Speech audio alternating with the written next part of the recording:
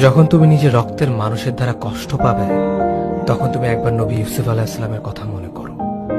তিনি কিভাবে নিজের ভাইয়ের দ্বারা প্রতারিত হয়েছিল। যখন তোমার বাবা মা না বুঝে তোমার বিরুদ্ধাচরণ করে, তখন নবী ইব্রাহিম আলাইহিস সালামের কথা মনে করো।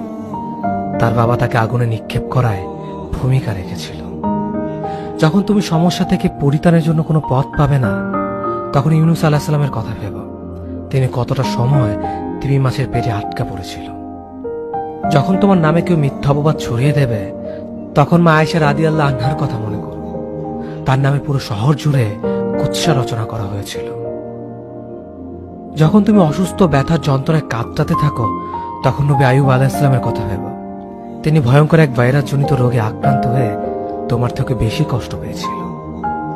যখন তুমি দিনের কোনো বিধান নীতিতে যুক্তি খুঁজে পাও না, তখন নবী নূহ আলাইহিস সালামের কথা ভেবো। তিনি কোনো প্রশ্ন ছাড়াই মরুভূমিতে নৌকা তৈরি করেছিল।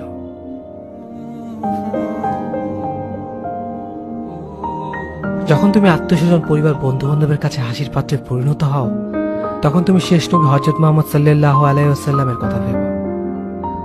রাসূল সাল্লাল্লাহু আলাইহি ওয়াসাল্লাম বলেছিলেন, সবচেয়ে বড় পরীক্ষা দিয়ে সবথেকে বড় পুরস্কার আসে। যখন আল্লাহ কাউকে ভালোবাসেন, তখন তাকে পরীক্ষা করেন, এবং যে এই পরীক্ষাগুলো মেনে নেয়, সে আল্লাহর সন্তুষ্টি অর্জন করে।